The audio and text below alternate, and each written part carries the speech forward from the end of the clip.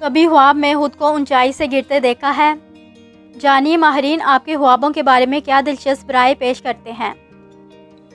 ہم میں سے کچھ لوگ بہت زیادہ خواب دیکھنے کے عادی ہوتے ہیں، جبکہ کچھ ایسے بھی ہوتے ہیں جنہوں نے شاید و نادر ہی کوئی خواب دیکھا ہوتا ہے۔ کثرت سے خواب دیکھنے والے لوگ اکثر کوئی ایسا خواب دیکھ لیتے ہیں جو انہیں چونکانے کا باعث بن جاتا ہے، یا پھر بار بار ایک ہی خواب آنے لگے تو کچھ لوگ اسے مستقبل میں پیش آنے والے واقعات سے جوڑ لیتے ہیں۔ ایک تحقیق کے مطابق امریکہ میں بھی عوام کی بڑی تعداد خوابوں کے سچ ہونے پر یقین رکھتی ہے۔ اس ویڈیو میں ہم نے ایسے ماہرین کی رائے شامل کی ہے جن کے مطابق وہ خوابوں کا مطلب سمجھ سکتے ہیں۔ البتہ اس ویڈیو کو صرف تفریحی غرض سے دیکھنا بہتر ہوگا۔ نمبر 1، اونچائی سے گرنا۔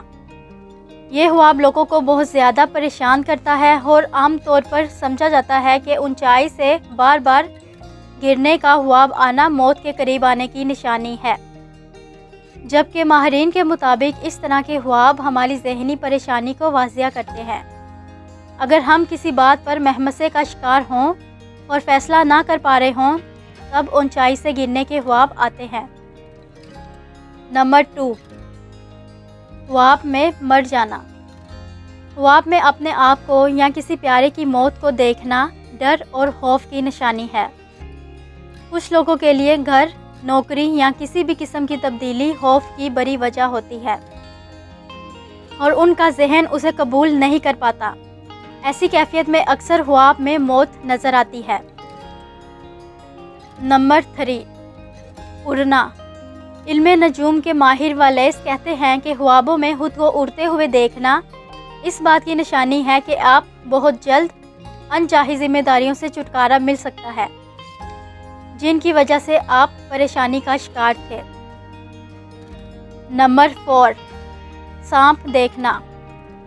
خوابوں کا علم رکھنے والے ایک بزرگ لوری لوئن برگ اپنی کتاب میں لکھتے ہیں کہ سانپ یا کوئی اور رینگنے والا خطرناک جانور خواب میں آئے تو اس کا مطلب یہ ہے کہ آپ کی صحت خراب ہونے کا اندیشہ ہے، یا کسی ایسے شخص سے خطرہ بھی ہو سکتا ہے جو بظاہر بے ضرر معلوم ہو رہا ہو۔ نمبر 5، پانی۔ ایک آرٹیکل میں لوئن برگ کہتے ہیں کہ پانی جذبات کی علامت ہے۔ صاف پانی خوشی اور اطمینان، جبکہ کیچڑ غم کی علامت ہے، جبکہ طوفان کی تیز لہروں میں پھنس جانا شدید جذبات کی نشانی ہے۔ نمبر 6، کسی چیز کی تلاش کرنا۔ خواب میں کسی چیز کو بغیر سوچے تلاش کرنے کا مطلب ہے کہ حقیقی زندگی میں بھی آپ کو نہیں معلوم کہ آپ کیوں بے چین ہیں۔